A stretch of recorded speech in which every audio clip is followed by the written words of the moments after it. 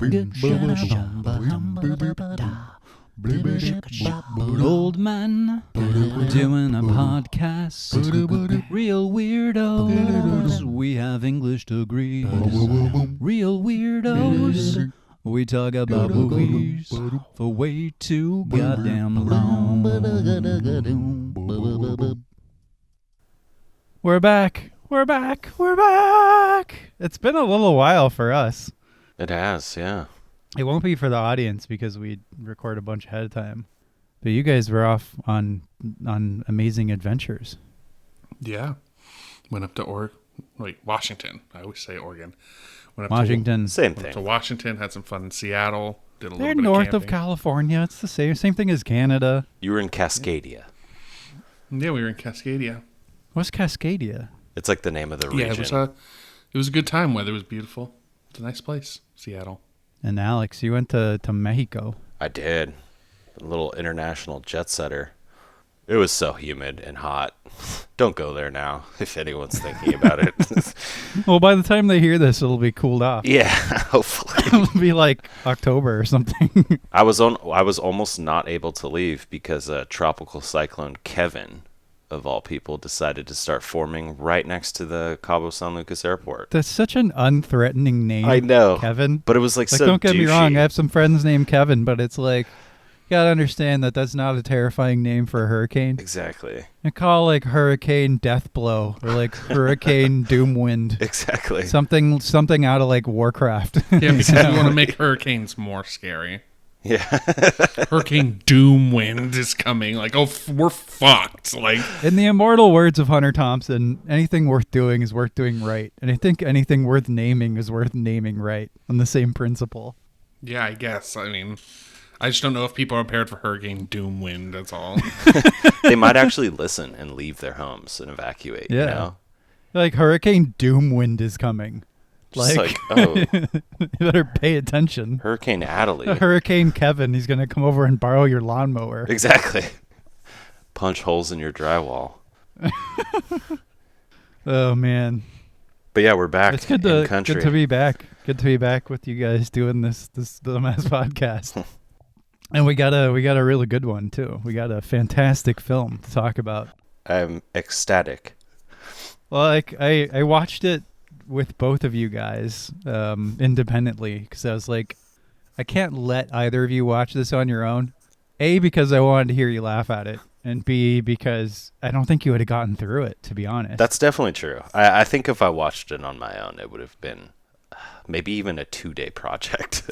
Yeah, I mean, okay, so we're talking about In the Name of the King, a Dungeon Siege Tale, an Uwe Boll film from 2007. And, like, I had seen this, I think maybe a couple years after it came out. It's been a really long time. I just saw it on Netflix or something. I really don't remember when. Other than that, it was a while ago. And I was like, wow, this is bad. And then I poked into it, and I saw the budget. And I was like, what? Here's a little background on this movie. This is basically the worst version of Lord of the Rings you can imagine. And it was made for $60 million, and it looks like crap. And it stars Jason Statham, Ron Perlman, Ray Liotta, John Rhys Davies, Matthew Lillard, and fucking Burt Reynolds. My God. How much of this do you think was just the budget of the salary of the actors? I think probably a fair amount, but not as much as you might imagine, because there is a whole lot of like actors in costumes. They clearly had helicopters, you know, like the movie. I say it looks like crap, and it does, but it like the cinematography is competent. Mm-hmm. The costumes are hilariously awful. When the Krug, the orcs show up, they look like bad guys from Power Rangers. Terrible. It's like, and it's the only version of this I was able to track down as well was the 3-hour cut. Yeah, thanks for that. It's like an hour longer, and I don't think it added anything. I think it just added things, you know, like more boring. And Jesse happened to tell me this like 3/4 the way through the movie when I was already just furious with him. I just kept looking over at him, just so fucking enraged. Like, why are you making me watch this? Like, is this funny to you? Like, what is this? And he looks over at me with this shit-eating grin, and he just goes, "Oh, by the way, this is the director's cut version." And on a film this terrible, the director never goes like, "Oh, there was just like 1 or 2 scenes I wanted to add in that I think gave the movie a little more context. Here's a 25-minute plus director's cut." But I knew from that fucking smirk that it was going to be an hour. And I just, right when you said, you were like, "Oh, it's like 50 minutes. I was so, I thought I was at the plateau of how angry I could be at you. But it just went up another tier. I was like, "You son of a bitch." Well, yeah. I mean, Jeff, do you want to describe the plot? Oh my God, no! No, I don't want to describe the fucking plot of this movie. This is, bar none, the most terrible piece of shit that I have ever seen in my life. I mean... No, that can't be true. No. You've seen worse. No, I've seen worse movies. Like, I've seen Samurai Cop. I've seen Trolls. Or Troll, whatever. I've seen all of those kind of like shitty movies, but this movie is shitty in the worst way possible, where it's such a ripoff. It is the definition of derivative. It is the most derivative piece of shit. Either it steals directly from Lord of the Rings, as far as down to what do you mean? The what are you talking opening about? scene after, so the scene. Oh my God, this piece of shit opens with washed out, wrinkle faced Ray Liotta standing there, half in the bag, acting out of his fucking wallet. And he's just standing there. I mean, he's just talking to a green screen, and it's so obvious that you can almost see the fucking reflection of the green in his eyes. And because this movie's that dumb. And so you sit there, and he opens by him casting some dumb spell. No, he's like fucking the princess. He's like he's hanging out with the lady and like being a sex vampire to her or yes, something. sex vampire's perfect. Yes, and by the way, Ray Liotta, this whole movie, if you want to go like, "Oh, Jeff, does Ray Liotta dress like The Labyrinth is his favorite movie and Gareth is his idol?" Yes, it does. He dresses. Yeah, he's supposed to be an evil wizard, but he just wears a leather jacket. No, he wears. By the way, everyone is terrible in this movie. All these great actors are terrible, but especially Ray Liotta. Ray Liotta is fucking awful. Yeah, this movie uplifts nobody. It is crap to the highest degree. So you have Ray Liotta washed out, doesn't give a fuck, wearing the most ridiculous outfits. And you go to the Shire with Jason Statham. And so basically the next scene is like they play like Concerning Hobbits backwards, essentially. Like it's the same song. It is. Oh my God. Somebody stop me. Or I will. This whole podcast will be a rant. I swear. We have to intersperse it. That's fine.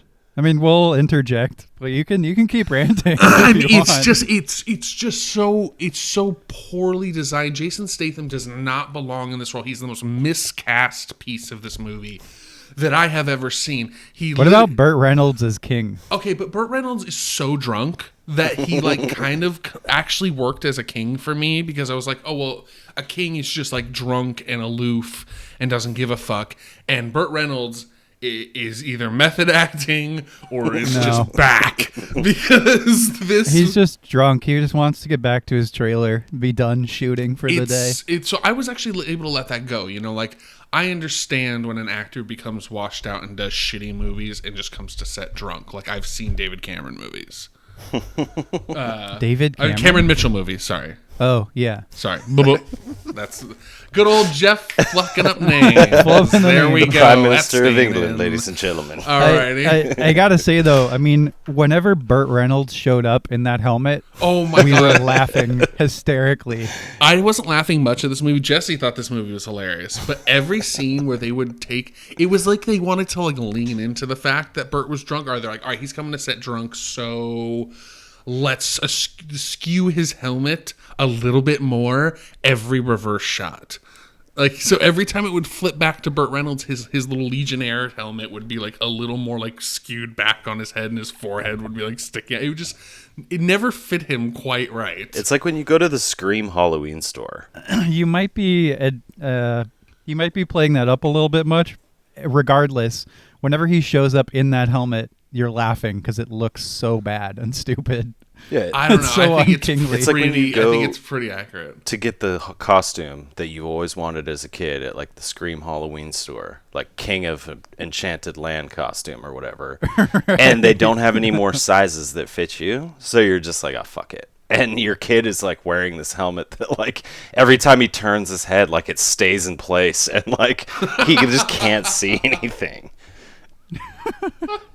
Just to go off of also the ripping off of Lord of the Rings, quick factoid that I did during my research. The original screenplay had to be completely rewritten and revised because it was too close to the actual Lord of the Rings narrative. And you're like, wait a minute, this movie is Lord of the Rings, but terrible. I can't imagine what the Like- original screenplay was. There's no point in describing this plot at all because it's basically just take Lord of the Rings, take the bullet points of it for plot and for map kind of, and then just like smooth it out and make it dumb. It's like a 60 And million it's PowerPoint. like, oh, they fight. They go to the forest and they're like, oh, there's something about this forest. There's people come in and they don't come out. And guess what? There's elves in the forest. And fucking the soundtrack sounds like a ripoff of the Lord of the Rings elf soundtrack. And it's cut, it's print, so poor. The soundtrack, copy paste for all the elements. the soundtrack is so poorly placed in the movie as well. There'll be like a scene of them like eating dinner, and it'll be like, Oh my god!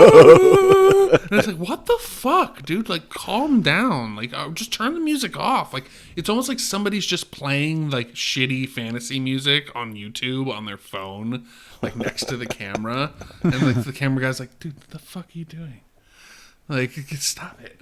Like, it's so bad. It's so poor. And I just want to talk about how Jason Statham he's pretty much just the transporter in this movie. Like, He plays Jason Statham. Yeah. like he does not play in any way a hero that is tied to this type of world. He plays the transporter. Every fight, he's just roundhouse kicking and just kicking. Like, Yeah. I've never seen that much. It was so weird to see that much kicking in a medieval movie. I was like, it was so out of place. I was like, what's going on here? Why did these fight scenes feel weird? And it was because they were like John Wick fight scenes and a fucking Lord of the Rings ripoff. And he's like fighting extras in a Guar video. Yeah, exactly. Yeah, You're like, what's happening? All right, I guess we could talk about the Krug. We can talk about whatever we want, man. It's- It is funny though that Jason Statham's accent is just Jason Statham's accent, and it's different than everyone else's accent. Well, there's no. It's like this accents. movie doesn't try. It really doesn't. There's no consistent accent. Like you'll have Jason Statham, the farmer of this land, who's like the heavy like North London, and then you'll have fucking what's his name, Burt Reynolds, come up and just American accent. He's the king. It's like, what is this? It's a very culturally diverse land that we live Yeah. in this place. The only actor who tries to do a performance is Matthew Lillard. and he's overacting, and I'm not gonna say that it's good performance. It's just the best performance. He's trying to actually be a character. Yeah, Definitely. I would say the best performance probably goes to John Rhys Davies, as far as like Yeah, because he's just classy. Yeah. Him just saying lines in a John Rhys Davies voice is great, no matter what he's in. which strengthens the link even more to Lord of the Rings. Yeah, I mean, this guy played course. Gimli, right? Like, He's Gimli, yeah. ugh, He had to get the Lord of the Rings street cred in there. exactly. I think guess. he's also just the only actor in this movie that I could really see that has this kind of experience with fantasy. Not Ray Liotta? It seems like.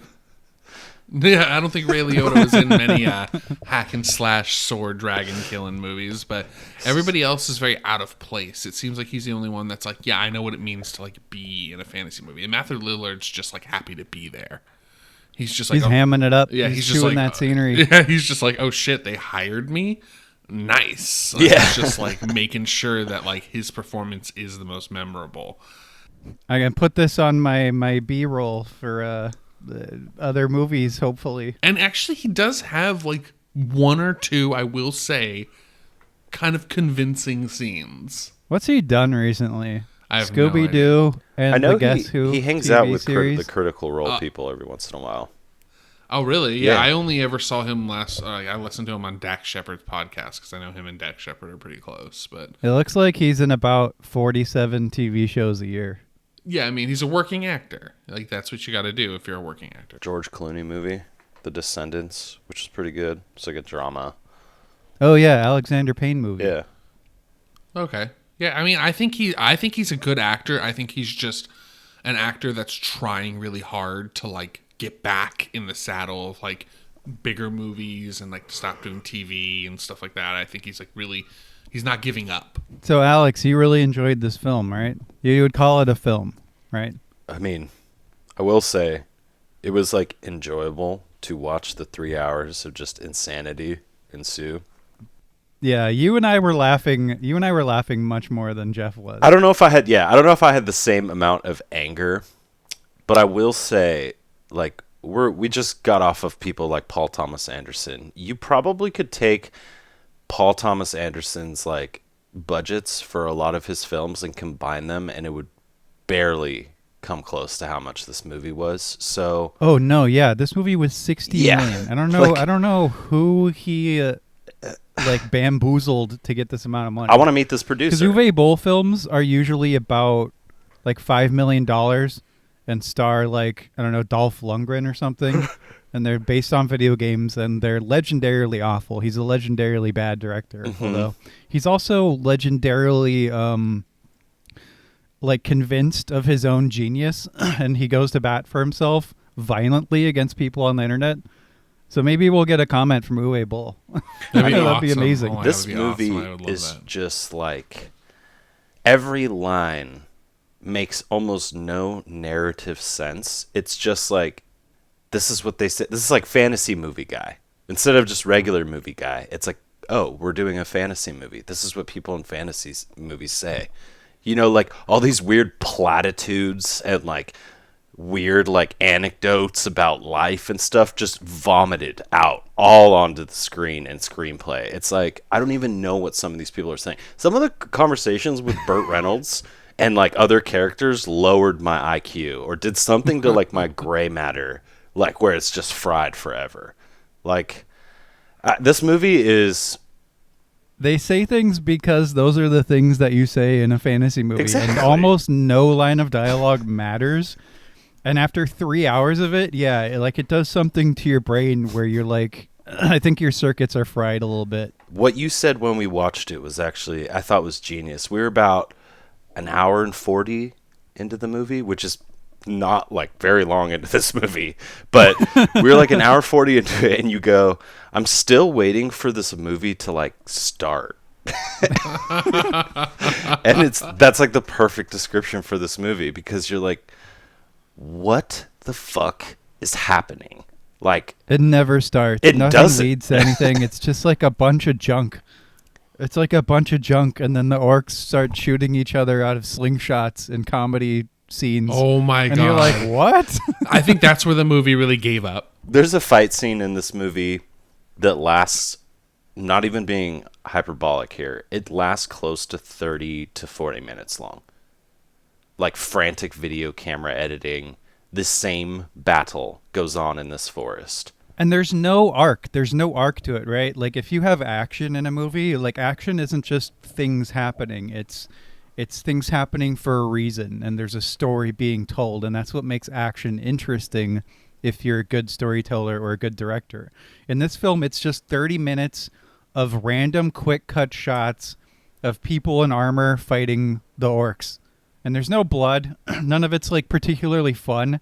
And you can't tell if one side is winning. There's no ebb and flow. There's no narrative arc to the battle. It's just a battle, and your brain is like, having a seizure. You're like, stop, just move on. Finish this movie already. I was falling asleep during the action scenes.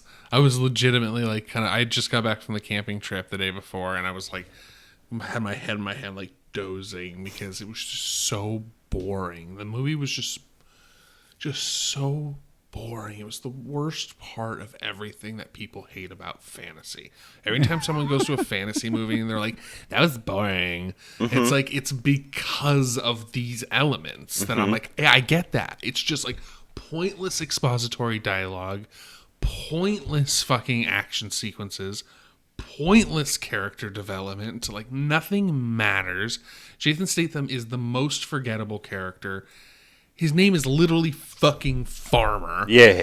Farmer. And let's talk about forgettable characters. Let's not forget Ron Perlman's in this movie for no reason. Yeah, no And it's reason. pointless. I actually watched Hellboy again just so I could be like, yeah, Ron Perlman's kind of a bad actor and not what this movie made him in. No, Ron Perlman's great.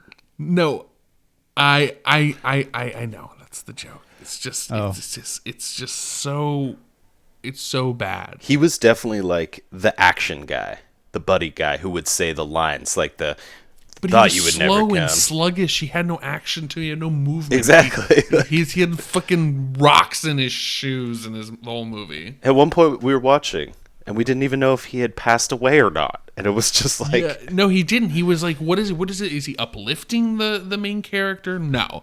Is he getting revenge because of the past of something that happened to him? No. Like, there's nothing about him that ties him to this world. It's just, oh, and here's Ron Perlman. Right. It's because we needed people to say the "and my axe" thing to go on this adventure to save Jason Statham's wife. But yeah, I mean, Ron Perlman has zero narrative purpose. He dies, like Alex said. We weren't even sure he died. We're like, wait a minute, did he just die? And it's completely pointless. And you're like, why was he in this movie? Like, why? I guess just for the name, to have his name in there.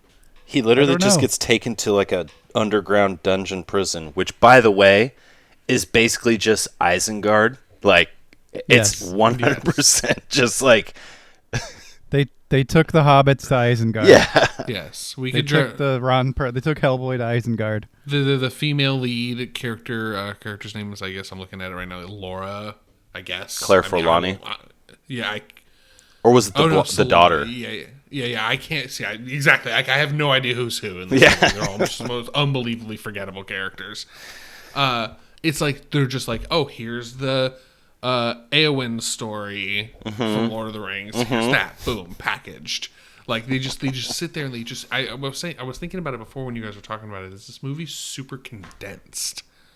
It's all the elements of Lord of the Rings, but condensed like Campbell's soup, and it's just salty and fucking disgusting, and it makes no fucking sense. And you Yeah, can't do condensed anything. and yet somehow incredibly boring.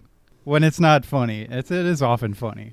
I mean, I guess there are. It was funny in the beginning, but if this movie was half its length, I would have been like, "That was a funny bad movie."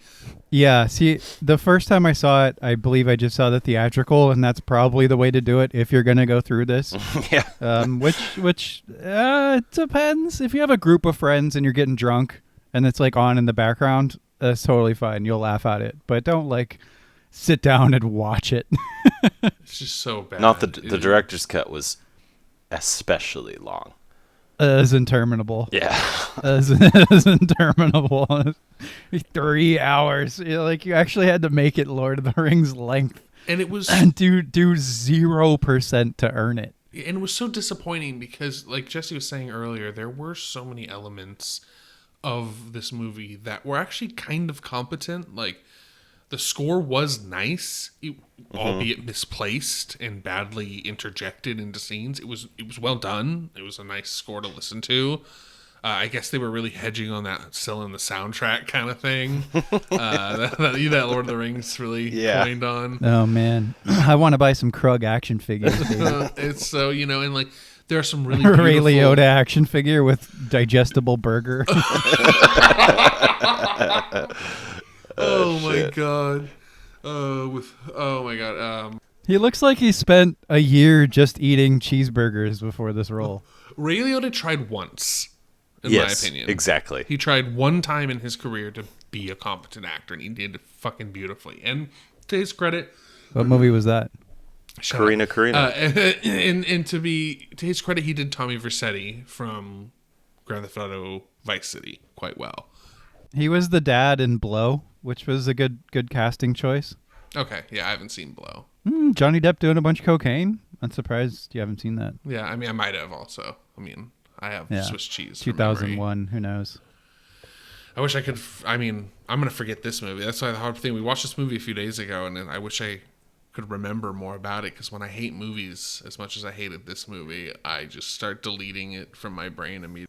Did you hate it more than Funny Games?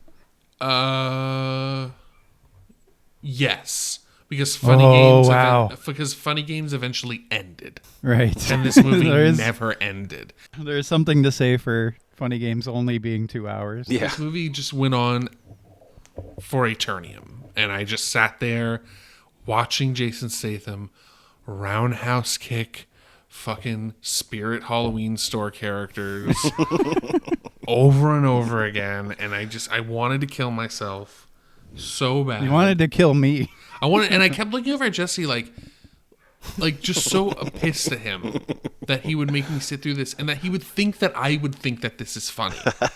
Like, exactly. That's why he was like, well, me and Alex were laughing the whole time. I'm like, good for you and Alex. Like, this is shit. Like, this is awful. What the fuck? You come to my house. The thing is, he comes to my house. He sits on my fucking couch and puts this trash through my brain. It's like when like people gift you garbage games like Bloody Boobs and shit on Steam, and you're like, I don't want that shit in my Steam library. What? Who did that to you? That sounds weird. Somebody else here did that to me, and it's just stop polluting my life with this shit. Speaking of video games, Jeff, because you are like the resident video game player when it comes to movies and stuff and comparing them. Oh yeah, this is based on a Have game, you played this video apparently. game? Dungeon Siege? A Dungeon Siege, what?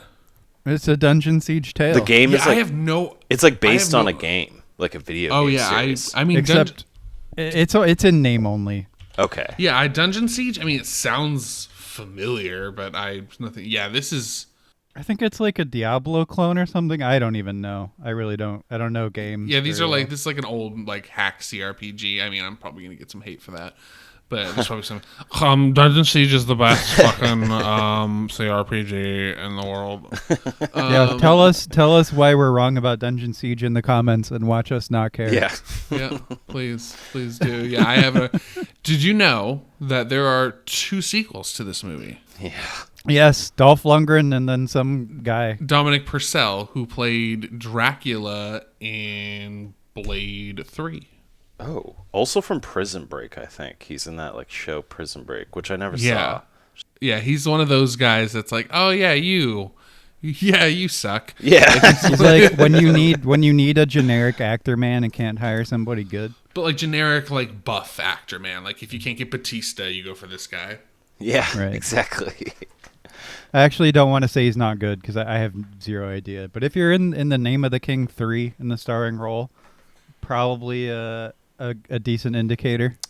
Funny thing is that this film only made 13.1.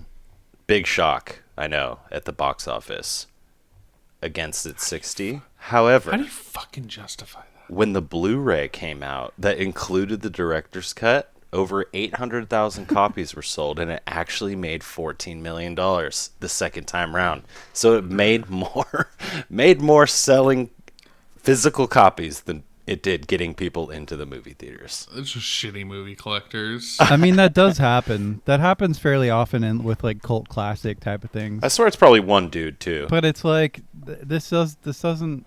I don't know. This doesn't deserve that at all. I know. Like I was also, before we get too far past it, in terms of like the production and the finance element, I would have loved to be in the room when the producers were finally screened this film and to just watch their faces fall. Be like, oh God, this is what we've done. We tried. We gave Uwe Boll $60 million because Lord of the Rings is still popular and people need more of that. And this is what we got. Do you think that Uwe Boll was the original idea for directing this movie? Yeah, like if he was a director for hire or not? Maybe, or like maybe they had somebody else originally slated for this movie, or like was like in talks, so it wasn't even like something that we could find as like a factoid. It just feels like this movie had a purpose, and I don't know. It doesn't feel like this is the kind of movie you give to a director like Uwe Boll. Well, Uwe Boll is known for making bad video game based movies, which this ostensibly is. I mean, even though it has guess. nothing to do with the game itself, it is still a dungeon siege tale. And this was around the time where, like, I think he had just made Blood Rain. Yeah, he made Blood Rain, Alone in the Oh my Dark, God. House of the Dead before that.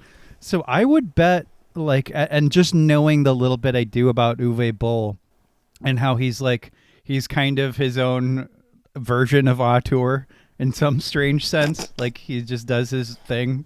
I mean, no matter what you think of it, he definitely just does his thing.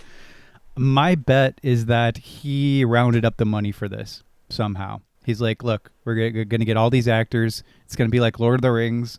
It's not going to look like Alone in the Dark. I'll actually hire a cinematographer. And, you know, to the movie's credit, it has decent cinematography, bad editing, but, like, the shots look fine.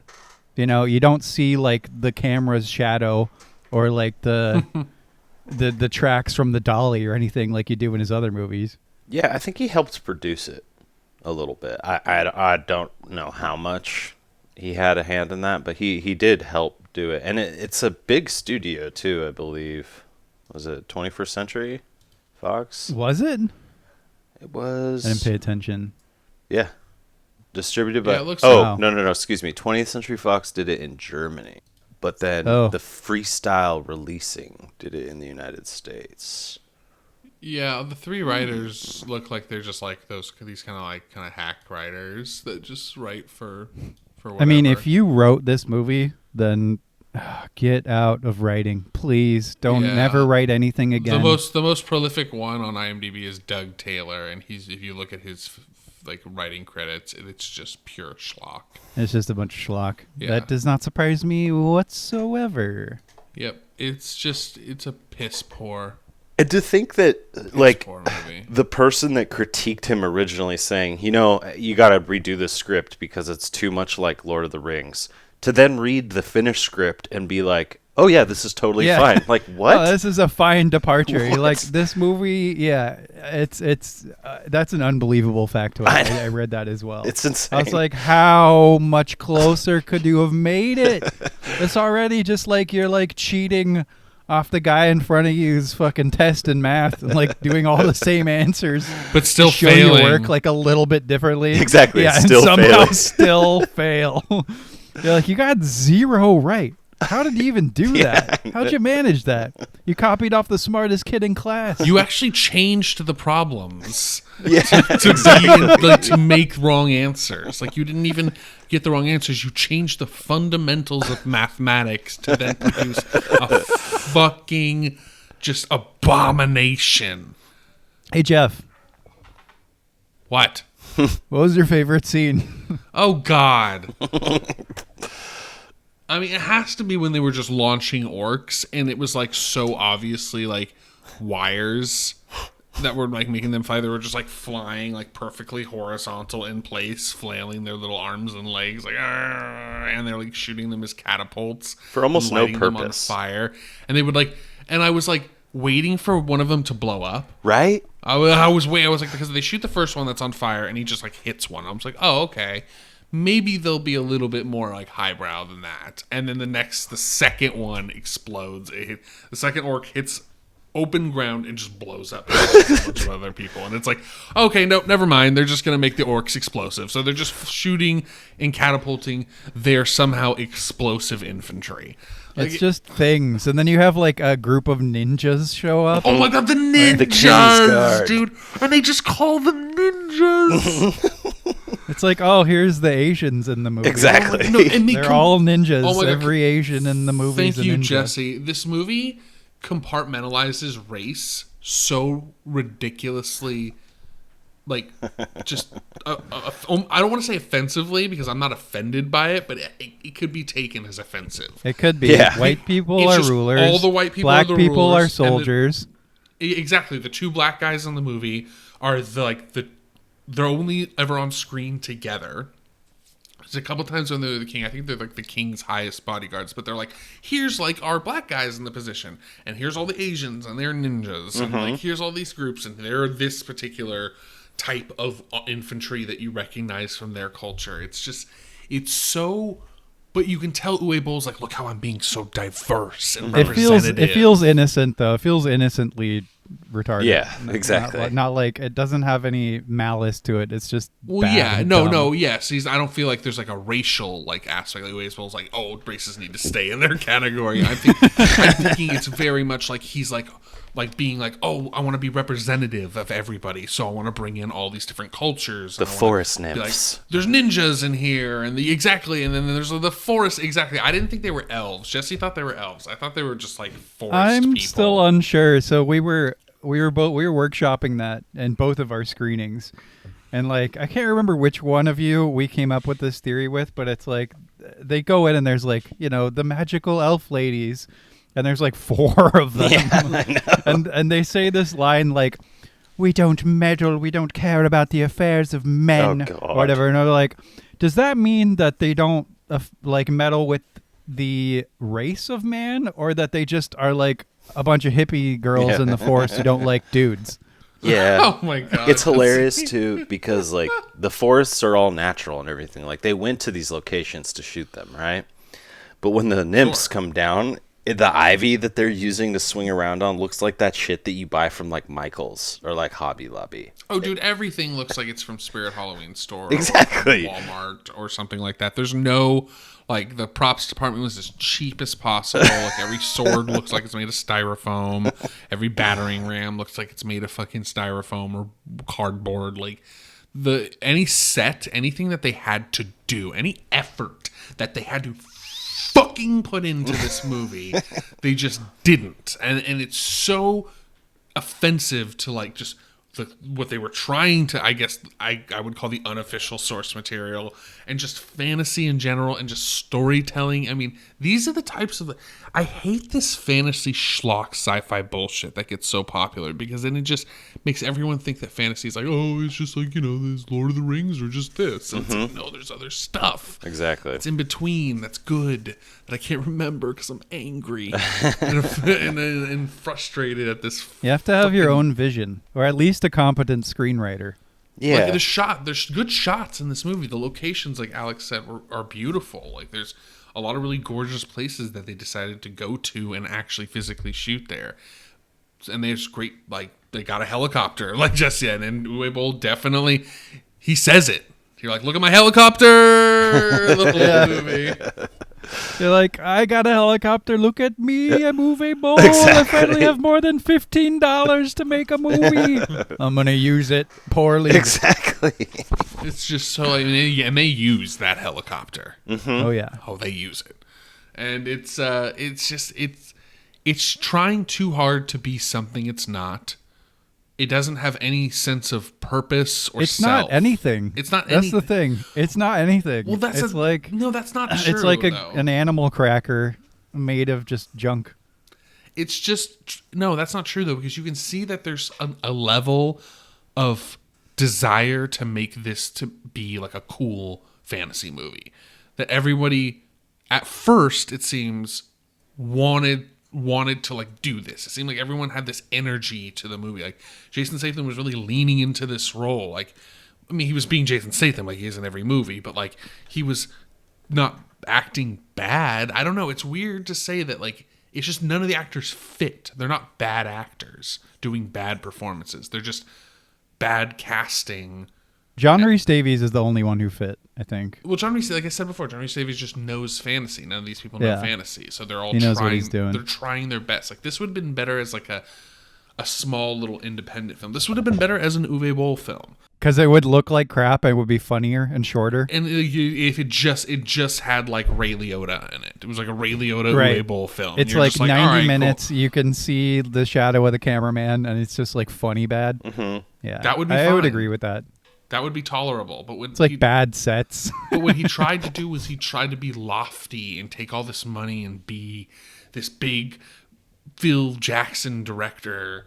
Phil Jackson? Yeah, I know. That's the... It's the coach of the Lakers and the Bulls, yeah. Yeah. Peter Jackson. Peter Jackson.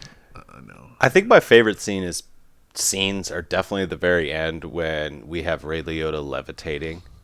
Like, in his leather in jacket. his suit, Yeah. in his jacket right out of Blade 3. They're like fighting each other, and like you can totally tell that he's like kind of ungainly and like kind of just like it's like awkward for the wires to like lift him up and put him down. Oh my god, poor Ray Liotta. But like it was just so funny to see him in this film.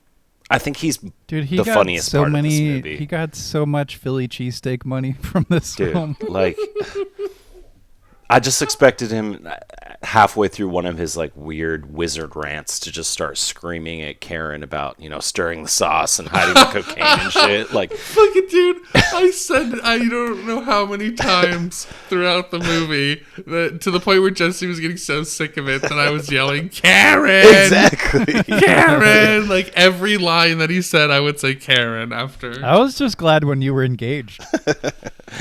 I mean, it wasn't often. It wasn't. It wasn't often. I mean, it's yeah, I'm done. Fuck it, I'm done. Jeff said something. I was like, oh, he's awake.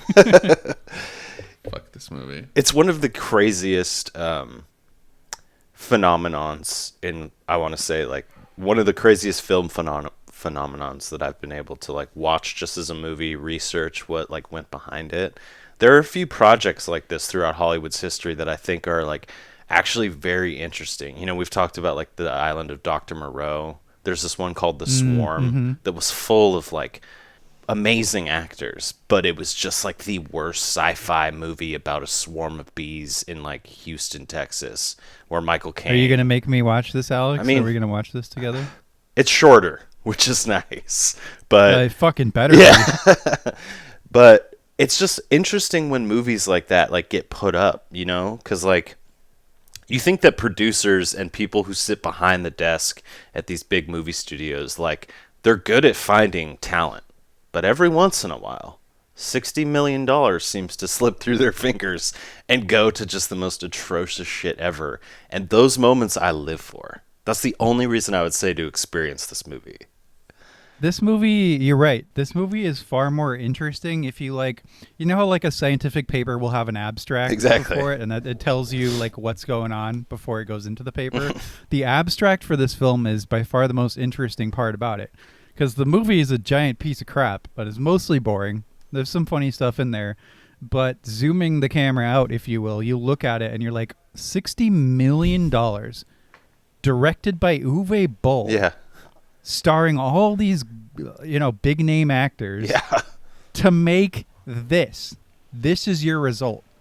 It's interesting that it exists because it's so miscalculated on every single possible level that I find that interesting. Yeah, definitely. Like the fact that there was a lot somewhere that they cleared out for a few months to put trailers in for actors to live in the name of this movie.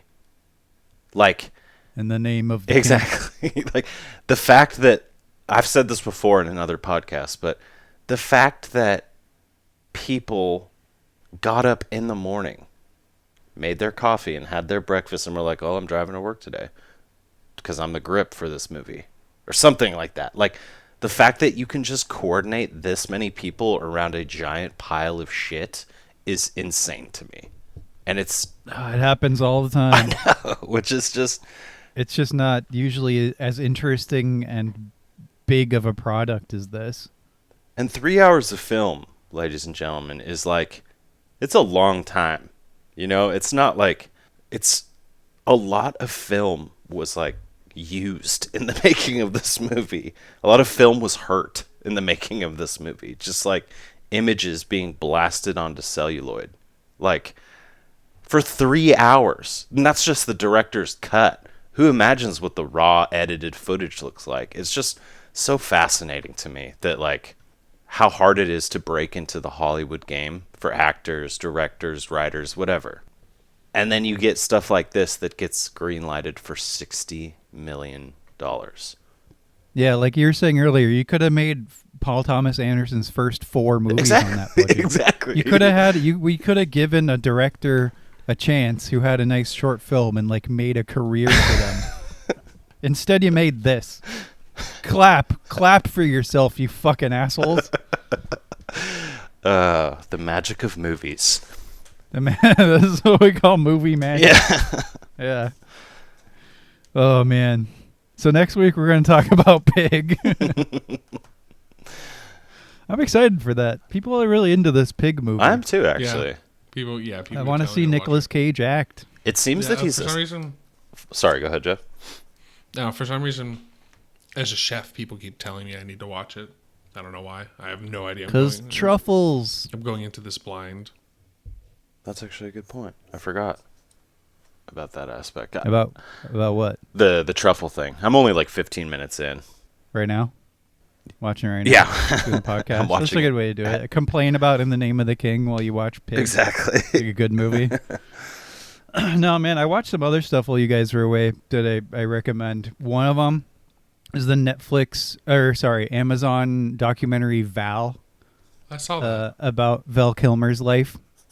And like, I'm not going to say it's perfect. I think it might have been better as a miniseries because it's a lot to condense into under 2 hours, to the point where the second half of his career is like maybe takes up 15 minutes. But despite any objective criticisms I could have, I had tears in my eyes almost the whole time. It was stunningly heartfelt, and I recommend it to anybody, especially if you were a fan of Val Kilmer back in the day. You know? Absolutely. Yeah, one of the greatest performances of all time in that Jim Morrison Doors performance. It looks really like heart-wrenching, I will say. The trailer for it and everything. And to be honest, I feel a little bad because during the earlier part of his career, I thought he was just like a pretty face, you know, on screen that they would choose. He's like one of the pretty boys of Hollywood. But the fact that he like was so in love with filmmaking and had a camera with him like from ages, 10 to now, I think that's just really interesting. Sometimes you just don't get to see like, I don't know, the person behind who you think that they are, but I don't know. I think it's cool, and it definitely adds a layer of like complexity to his personality that I'm interested in. I mean, it's really interesting that you say that, Alex, because that's kind of why his career started faltering in the late 90s, is because he hated just being the pretty boy thing. Like he wanted, like the movies and the roles he was getting, he didn't feel like he could actually act. Like he hated being in Batman. He turned down being Batman again. And as he says in there, like you don't turn down Batman. I didn't know that. And Damn. yeah, like he really wanted to act, and I don't know where the industry was at the time, or just the roles that were available to him. Like he only did Ellen to Dr. Moreau because he wanted to work with Brando. Mm-hmm. but that movie is its own clusterfuck of terrible and weird behind the scenes nonsense. Yeah. But yeah, I would say watch Val. I mean, if you're gonna take away anything from this podcast, it's a much better use of your time than In the Name of the King. Do you want to go back to In the Name of the King, Jeff? Do you have more to say? No, I don't at all. Ripping out your fucking pubes was better than watching In the Name of the King, dude. I don't remember you ripping out my pubes, but I'll rip out your pubes. this is your revenge. This movie's exhausting to even talk about. I'm like exhausted talking about it. It's just fucking. I'm over it. Let's talk about your fucking your both of your artsy bullshit that you guys love so much. Let's talk about that. I care more about talking about that than this piece of garbage. Are you referring to Paris, Texas? I don't know. God, no, I don't want to talk about that movie because there's not enough talking in that movie to fucking talk about. So let's move on. I checked out a really great narrative. I suggest watching it on YouTube. It's a VR game, and I think it's obviously best experience like that, but it's just a narrative game. It's called Gloomy Eyes, but you can watch it on YouTube, the full thing. It's about 30 minutes long. Just a really beautiful, cute little short story about just the sun going away and giving yourself all into things you love. I know it was a really beautiful story. And Nice. Yeah, I was really enraptured by that. I'll check that out. Yeah, it's cool. It was 30 minutes. I mean, I also watched, I recommended this to you, Alex. I watched the Samurai trilogy from the 50s, which was the biggest production in Japan at that time. Colorized, sprawling samurai epic starring I always mess up their names, man, because they're both in Kurosawa movies. They both start with a T. It's not Takashi Shimura, it's Toshiro Mifune. Yeah. Toshiro Mifune, yeah. At the height of his stardom, and it's like it's epic. It's 3 movies. They're all shot, I believe, at the same time. And it's funny because if you've seen anime, they're like the most anime movies ever, but before anime. Like all these like plot beats, the way that like the over emphasis that Japanese theater sometimes has, you know, where people are like hyper realistic versions of themselves, not hyper realistic, but the expressions are very vibrant. Yeah, vibrant, overstated, almost like a cartoon kind of thing. And then you just have these super anime moments, like all the women are in love with Takashi Shimura, and it's like falling over. I don't know. But at the same time, it's like this really amazing, great story with all this fun samurai stuff and seeing the period costumes. Like, it's just a shitload of fun, and it's on HBO Max at this time. This very moment. Well, yeah, this will come out in a month, so hopefully it'll still be out then. But yeah, I recommend that. So I've seen this movie a bunch before when I was younger, but I watched Mystic River again recently. I think it was Clint Eastwood's like first directorial debut, or like he directed a lot of movies before that. Okay, so it was like his first movie that I think you could say like he has like a style. You know, we were talking about directors with styles or like chapters of their career. It's like the first time I started to pay attention to him as a director. He went with $1 Million Baby after that, Gran Torino, things like that. But Mystic River was like 2003, 2004. Sean Penn, Kevin Bacon, Tim Robbins. It's an interesting story about like Southie Boston, murder mystery, whatever. And it's like surprisingly extremely well acted, especially by Sean Penn. That's surprising? No. Like, but I feel like watching it again now, it kind of is a flat movie, if that makes any sense. I haven't seen it in over a decade. Okay, so that'll be good because there's like twists and turns in it that will be fresh for you. Oh, I remember those. Okay, yeah. At least I remember at least a good amount of them. Okay. It's very impactful at the time. Yeah, but something about the way the movie ended made me really angry with the film. It almost seemed like a weird cop-out towards the end of the movie. But yeah, it was just interesting to watch that. And then I've seen Gran Torino recently and $1 Million Baby and some other Eastwood stuff. And he directed Unforgiven, right? Oh, he did. That's right. Okay. Yeah, so I was clued into him from the off. I was like, okay. He's an interesting director. Although, to be fair, by the time, like, I don't think I was cognizant of directors very much by the time I was, until I was in, like, my late teens. So it would have been around Mystic River anyway. Flags of Our Fathers, Letters from Iwo Jima, that kind of era. Which is a great movie, I think. Letters from Iwo Jima, excuse me. Yeah, that's definitely the strongest of the two. Yeah. It's a near perfect war film if you like those. But yeah, I don't know. It was interesting. All right. So I also saw something that I feel like we could have done on the podcast, but I don't know. For some reason, I just decided not to. But I watched The Suicide Squad, the new DC thingy. I'm actually interested to hear about this. Yeah, so there's an interesting story to this for people who don't know. So Marvel sort of like broke the world in a little bit when they made Guardians of the Galaxy, because it was this weirdo movie. Nobody knew anything about it. It was these like really bottom of the barrel characters, like not popular characters. But it set off this whole new thing that Alex has come to hate, that are like ensemble action movies with quippy one-liners and pop music, like a lot of pop music going on. What's not a hate? Which, well, that's become popular because James Gunn made his own style of movie. and did it very well. Like I really like the Guardians movies. They're probably my favorite parts of Marvel.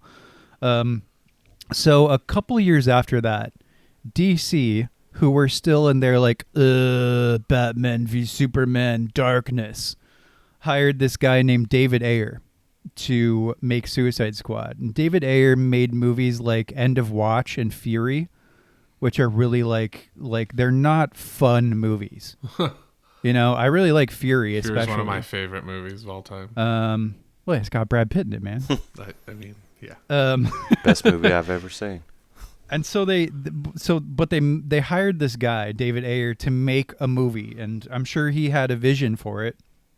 But the studio panicked when they saw Guardians of the Galaxy, and they're like, "Oh, we need to recut this as cynically as possible. Just add in songs, no matter if they fit or not, to make it feel like Guardians of the Galaxy." Because Suicide Squad is also like a quippy ensemble superhero, like dark comedy kind of thing, like feeling. And so they're like, "Oh, perfect, we'll just do this." And it was a disaster. They completely ruined the movie in editing. Bad. I'd be curious to see like the director's version of that. But fast forward a few years, James Gunn gets canceled from Marvel because of a tweet he made like 15 years ago, because that's the world that we live in now. And DC was like, "Oh, well, we've completely failed trying to make a James Gunn movie without James Gunn. Why don't we just hire James Gunn?" And so they did, and they gave him an R rating, and the result is wonderful. Wow, really? It's great. Nice. Okay, now I want to see it. Yeah, I feel like it. Okay, it runs a little bit long. I think I was a little exhausted towards the end, but I think that's also just due to me mainly watching a lot of old movies right now, and watching a gigantic $200 million like loud spectacle was just something I wasn't super used to. But it has great characters, really fun dialogue, hilarious gore, and is just goofy and fun and ridiculous, and is the best superhero thing I've seen in quite some time. It's like if Guardians of the Galaxy just pulled no punches and just went full out with the dark comedy and like blowing people's heads off in the funniest way possible. I watched this with my dad, who isn't like super keyed in the way I am to like comedy violence. Like, I don't know what he would think if I showed him Dead Alive, but he was laughing his ass off at this movie. He was giggling, and he's like in his late 60s. So that speaks to how well done it is, I guess. I will say, yeah, I recommend it. This whole thing you were talking about, like the 70s pop music and the ensemble cast and like the wittiness, I loved that in Guardians of the Galaxy. I do not like superhero Marvel DC movies. Oh, fake news. But I loved that. However, I did read an article, I'm pretty sure, where James Gunn himself complains about like people just straight up ripping off and stealing his style. He said something in an article where he was like, well, now everyone's just playing 70s soft rock and like juxtapose it with violence and things like that.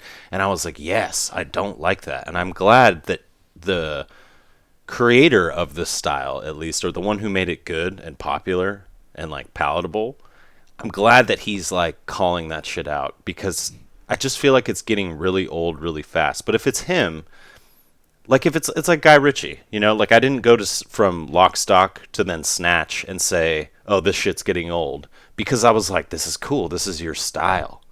It got old when people who that's not their vision tried to do it cynically because that's what's popular. And it makes money. And that's what happens. That's what has happened throughout the history of cinema, or even art. Like, something will get really popular. We'll just stick to cinema for this. Music is a great one too, though. Mm-hmm. Like when a really impactful band comes out, people ape that style. But it's like, you can call them watershed movies. I think we've talked about this on another episode. But like The Matrix is a really great example, where it's like after that you had just hundreds of these wannabe Matrix movies, to where within 5 years everyone is just sick of it. You're like, stop, do your own thing, stop trying to make Matrix movies. Or like we talked about Pulp Fiction, I think. where Yeah. you had all these dark crime comedies coming out after that. The weird, like, chopped up plot lines too. Yeah. Weird, like, witty, like, it's like a writer sat down or a director sat down and was like, I'm going to make a Tarantino movie. And it's like, no, don't do that. Stop it. Yeah. Like, yeah, make your movie. exactly. And that's why the Suicide Squad works, is because it is that style of movie, but it's from the guy who created that style. Exactly. Which You I'm know? okay with. And it works.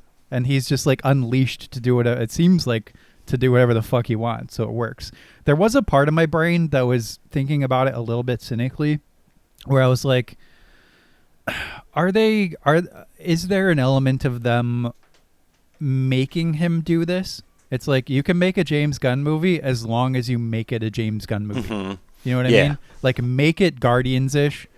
Like, use the soundtracks that you like do that style, and we'll give you $200 million, and anything else you can do whatever you want, but you have to like make sure it's that style. And I don't know what the answer to that is, but I do know that the end result tipped the scales in James Gunn's favor. Like, I would call it a success, no matter if there is a small amount of cynicism within that on the production side. Yeah, I think hopefully, being like the artist that he is, hopefully he would stand up for himself after a while if he got sick of doing that, you know? And hopefully he could carve out a career where he still made money. Oh, he's making money. Exactly, Man. that's what I mean. He's like, I think he's rehired for Guardians 3, which I'm excited for. yeah, so it's like, if he can continue to have a career that makes him happy but also fills his pockets, then like, yeah, I think that, I don't know, it's hard, right? Because it's like when the producer of the boy band is like, I need you guys to make like a hit like your first album, right?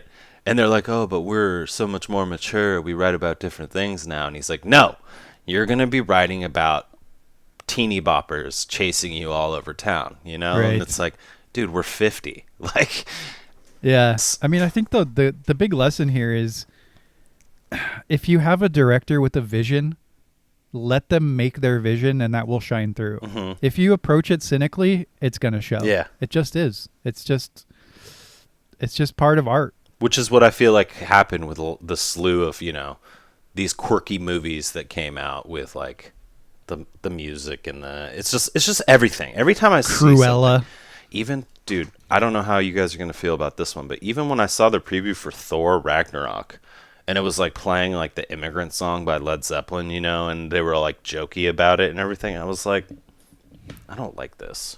I don't know. Yeah. Like, this is I fucking don't like any of stupid. those movies. I don't know. Cynical You know how trailer, I feel I about guess. that. I actually love that movie. It's goofy.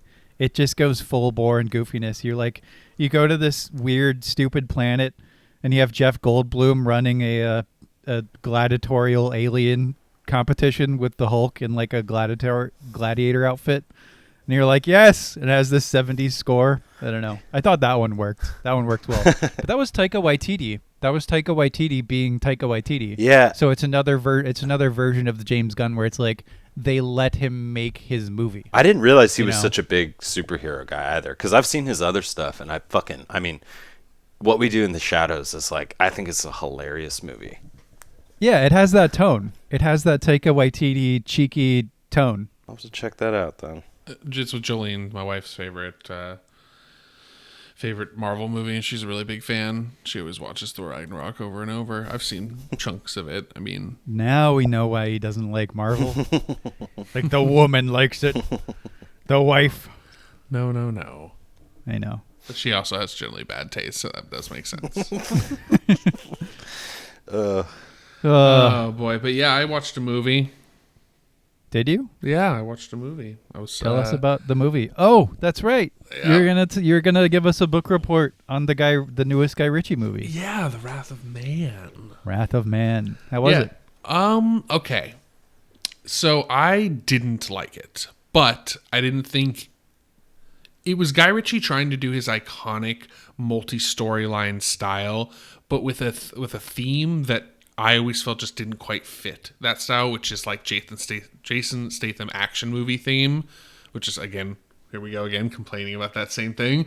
In this movie, which is an actual action movie. So and basically what it is like he tries to tell a pretty simple heist and revenge story through the lens of like 4 separate but linked, unique stories in his kind of way that he does.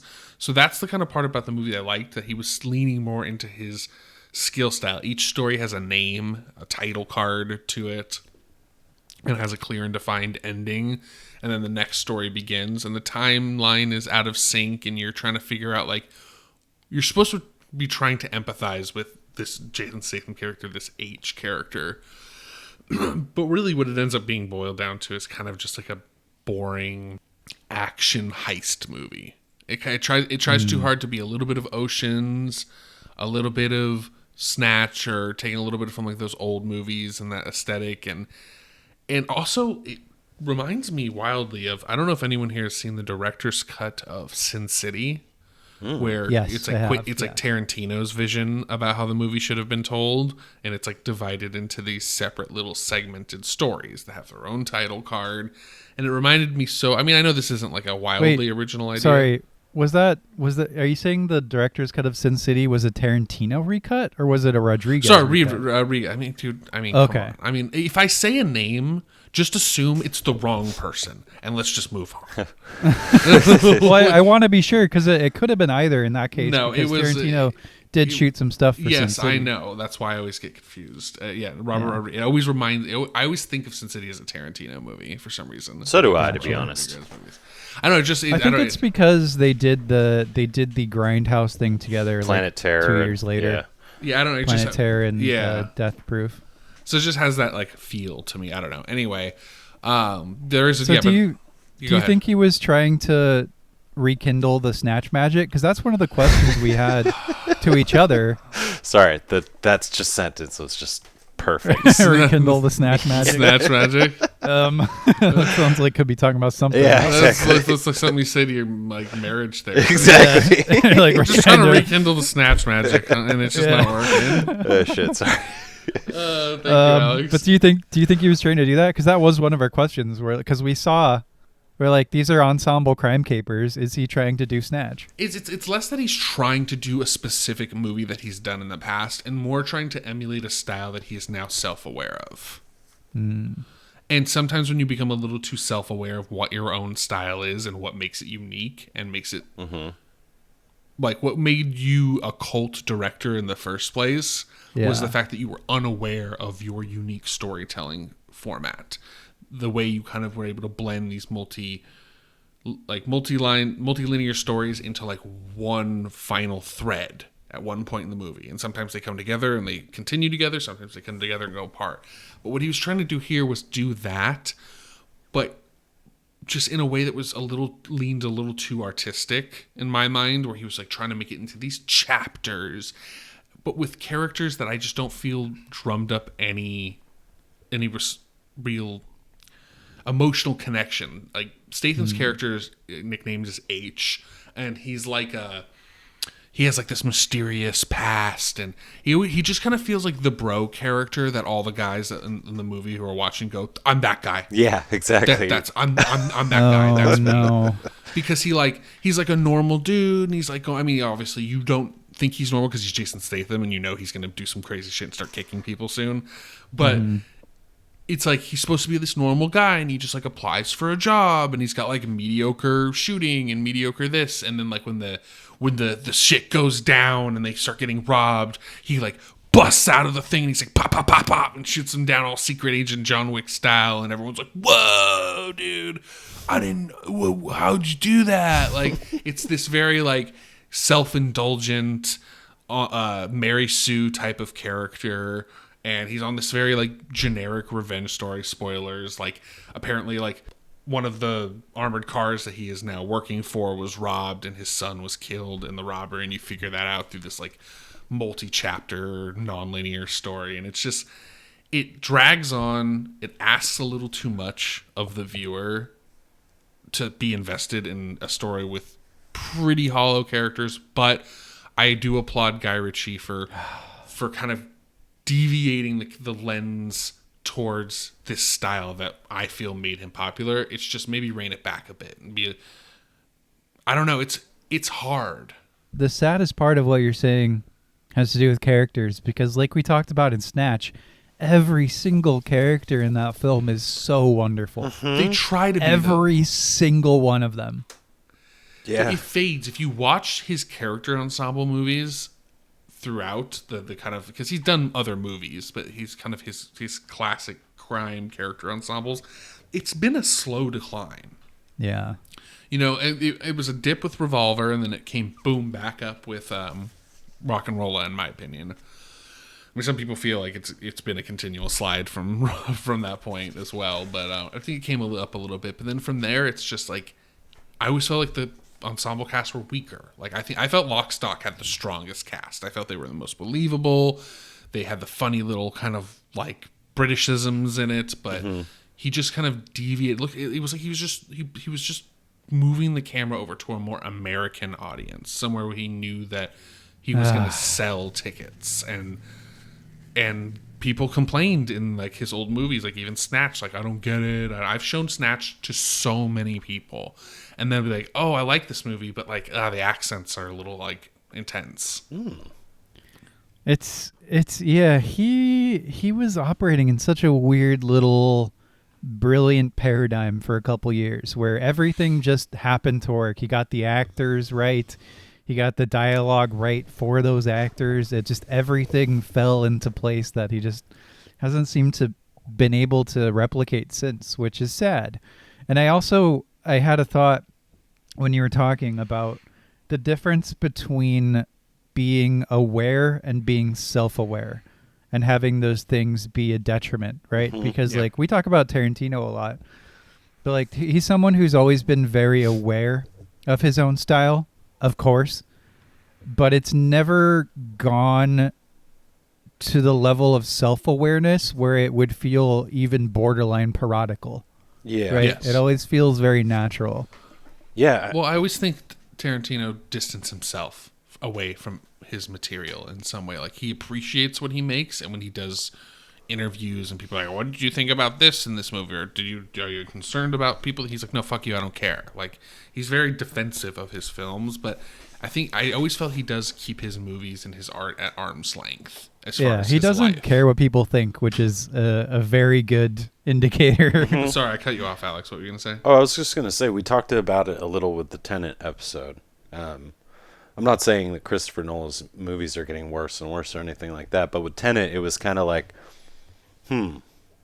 you've like started to key in on your little, science-y, like twisty, just head fuckery here. And it just, I felt like the narrative, the actual story, which Christopher Nolan is still good at writing stories, it just kind of fell to the wayside. And I just didn't like that.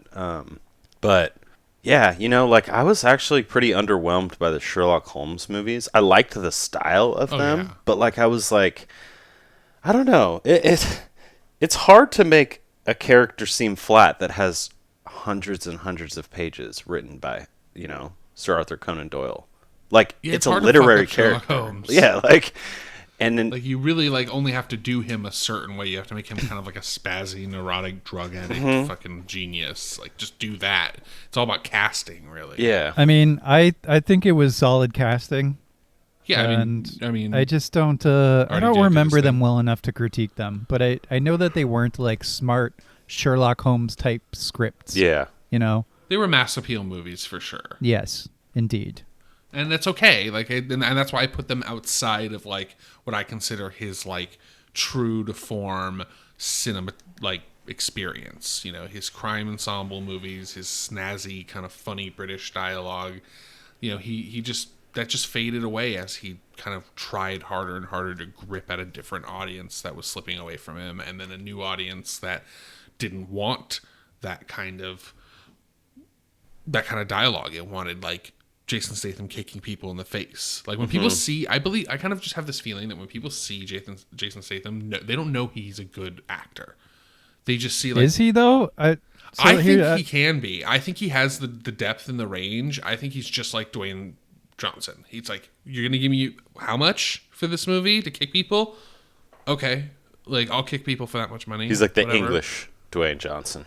Exactly. It's like, But I mean, like when I think of Jason Statham, and I had this question brewing in my brain a lot earlier. and I was thinking, like, is there any actor who has less variation in their roles in history? Because he always plays Jason Statham. But he embraced If there the is any typecast. variation, it's like 1%. But he embraced the typecast. That's all he did. He was just like, a lot of sure. actors reject the typecast. They're like, no, I won't be in this movie because I don't want to be typecast as this guy. But it's either you hold some level of actor integrity, artistic integrity, or you get that fucking bag. Yeah. And Jason Statham chose the latter. Yeah, he's just getting the bag for sure. Like you just But yeah. do you think, like, can you think of anybody who plays the same character in every movie more so than Jason Statham? I don't know, George Clooney. I agree, but not to a Statham level. Well, I don't think just George has Clooney hasn't variation. done. Yeah, I don't think he's done as many movies as well. I'm trying to think. And he's also like, no, George Clooney's done a shitload of movies. You think more than Jason Statham's been like for sure. Fast and the Furious? You really think more than Jason Statham? All the Yeah, fucking George schlock Clooney's that he's been done? making bangers for like 30 years. Yeah, bangers, but not. I'm talking volume, not quality. You think George Clooney has made more films in general, starred Yes. in more motion pictures? Yes. Wow, I'm gonna look it up. Maybe Yeah. not now, but at the end of the podcast, because I would be surprised because it just seems like Jason Statham will take anything. It seemed to me, for a little bit at least, like, I know it's a meme to say, but not anymore.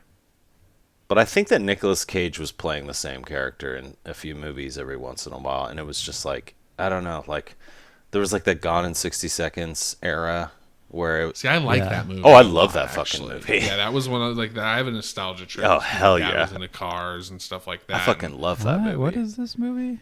Gone in 60 Seconds? Let me look this up. Whoa. Really? Oh, yeah, that was like a good Nicolas Cage Angelina movie. Jolie. Yeah, I loved that movie. I mean, Oh, Eleanor- 35 I love it. Metascore. Oh yeah, it's not like it's Yeah. like Armageddon. Yeah, level, it's like- it's not a good movie. It's Oh, like Bruce just like Willis might be actually one that I will say for a little while. He Oh, yeah. didn't seem to have like lots of range. I want to say that Tom Hardy is like He what doesn't. Jason Statham with the range and like See, I panache just of don't Tom like- Hardy. I think Tom Hardy is a good actor, but I don't think he's at the level that everyone puts him at. I really don't. I think he's a good actor and he has some decent range, but I think in a lot of his movie he plays like quippy Englishman. Yeah. You know, Who's also, like, very kind- physical. smooth metro kind of gay English guy. Yeah, You yeah. got to know? put him in the right role. When like you see The Revenant, he's the best part of that movie. Exactly. He destroys Leo. He destroys him. Yeah, well, Leo literally has 2 lines and then it's grunting the whole movie. Yeah. Like Leo's, I want a copy of Leo's part of the script highlighted and just where it says like You where it can sa- where it you says can put in a banging performance with no dialogue. No, of There's course. a movie that came out with Robert Redford with just him alone on a boat for an hour and a half. I think it's called All Is Lost, and he doesn't say I think a single line of dialogue and it's tremendous. Damn. Oh, I'm sure. But and Leo does a great job grunting.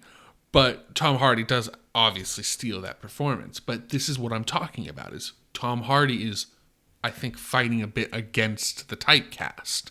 He's like, I don't want to be smart, quippy Englishman. Again, he was great in Yeah. If you watch Rock and Rolla, he's young. Is he in that? Yeah, he's in Rock and Rolla. He's very young. Oh, damn. I didn't know that. And he looks like a baby. He looks like he's like 18. I mean, obviously he's not. He's probably like 27, 28 or something. But he looks young. Maybe an older. He's probably in his mid-30s. But he plays like a really great kind of like naive member of their little like group of gang members. And he does well. But he plays like the kind of gay, quippy Englishman. And I think that's where like that role really took off for him. And I think he's repelling against it. I mean, he did Batman. That was very different. That was a deviation for him. I mean, he was great in Mad Max, and he had barely any lines in that.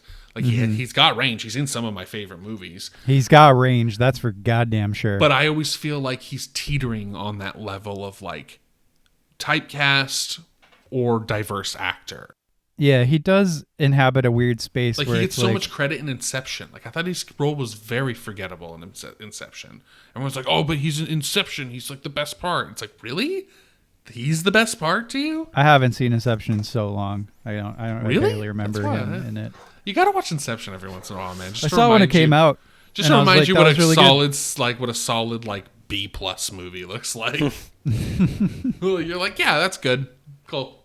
Yeah, Tom Hardy has Palate cleanser movie. ascended into like that like really master level tier of acting. He hasn't, but he could. Yeah, I and think he that's- could. I And think that's you're honing in on my point here, Alex. Is like, yeah, he absolutely could. I think if he were given the right roles, he could easily get up there into like maybe even Hoffman DDL levels. Yeah. It's just not happened. It just hasn't happened yet. Yeah, exactly. Because I believe that people are wanting to cast him as this particular role, and he has to repel against that right now and fight against it. And then once you break out of that, then you can move on to be a bigger character actor and move into that realm. But I hope he gets there. He could be one of the daddies one day. Yeah, he could. DDL It's is just- definitely someone who I feel like just right from the start, maybe just like he was just like off and running. Like, Oh man, when you start out basically with like My Left Yeah. Foot and In the Name of the Father, the you're just boxer, like, yeah. forgot what that movie's called. Well, I mean, he obviously had some idea of the type It's of called The actor Boxer. Yeah. that he wanted to be right away. Yeah. Well, I think Tom Hardy came into the game young and was like, okay, we'll see what's out there. Dude, very few actors start out at the caliber of DDL and Yeah. with the amount of like pedestal that he had. You know, where he could just do whatever he wanted almost The from off, it confidence felt like. as well. Mm-hmm. Like just Hoffman. the raw confidence in each of his roles that he's played. Like it's so tangible Yeah. that he is this character, and that I think that's so signature in what makes an actor great. Most actors, most of the great ones, they have to sort of build up for a little while. Like I think De Niro and Pacino, I'd have to look at their Even DiCaprio. filmography, Oh but yeah, I think they had some they had to early build it up. stuff. Yeah. Leo definitely had to build it up, but I Oh, don't yeah, put him in that caliber at all. Dude, Gilbert Grape, what? Yeah, the Basketball Diaries was actually he was pretty good in that. You didn't see him on fucking what was that show? With he was on that really popular with the Christian guy. Oh, What? Kirk What was that Cameron. fucking- Kirk Cameron, yeah, he was on the show with Kirk Cameron. What was that fucking show called? It was like on Nickelodeon or Disney or one of those stupid fucking channels. Was it It's not Parenthood. Was it? No.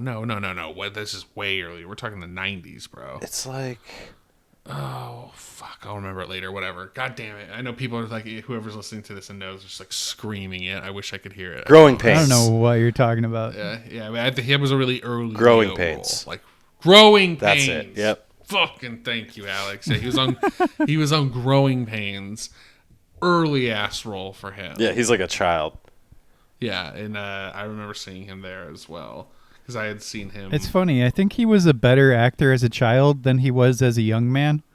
as a Because young I've seen man. some of his child movies, and I'm like, oh, he's doing pretty good. He was in a movie with De Niro, speaking of De Niro, called This Boy's Life, based on a Tobias Wolff novel. Mm-hmm. And it's not a great movie, but he's really good in it as this sort of haunted young man who's just trying to figure out life.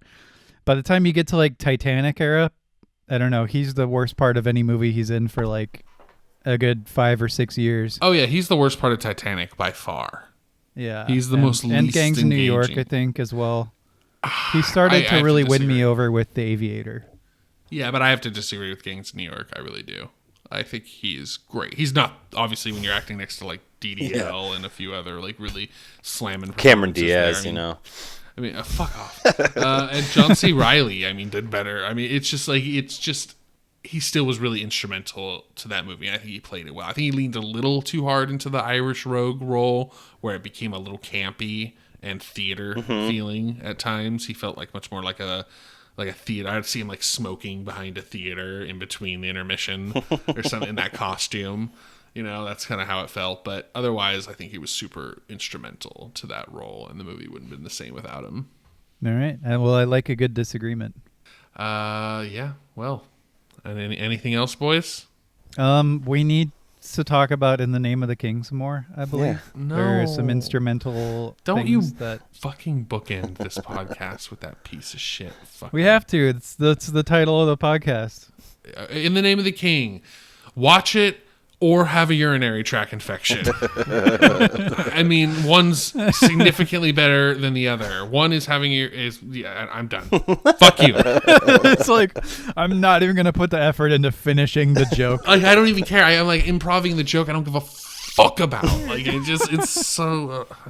Don't do this. I was already calm. I was talking about things I like, and then you're just like, okay, let's make him angry again. His blood pressure high. Well, it's time to end the episode. That's the thing. We got to circle back. Oh, sir, we're fully circled back. So watch Val. Watch the documentary Val. It's really great. Anything And else? don't watch In the Name of the King unless you're with a bunch of friends and you're getting drunk. Then it's totally fine to laugh at Burt Reynolds being drunk in a bad king hat. And then even watch it like halfway. Just you don't need to pay attention. Just look over at the screen every once in a while and marvel at how bad the costumes are, and then go about your day. All right, that's the Real Weirdos for this week. Thank you very much for tuning in. Thanks, Thank you to everyone. my co-host. Thank you, Jeff Casino. Yeah. Yeah, he says. Yeah. Thank Yeah. you, Alex Aber. Of course, my liege. Call me Burt Reynolds. Exactly. I am king. And we'll be back next week to talk about the Nick Cage film Pig. Yep. Later. Chicka chaka chapo. Now our podcast is done, and we have to run. We know it is sad, but we had so much fun. Don't be bereft, Jesse, Alex, and Jeff. We'll be back real soon. The Real Weirdos. We talk about movies for way too goddamn long. Bo bo bo bo bo bo bo bo bo bo bo bo bo bo bo bo.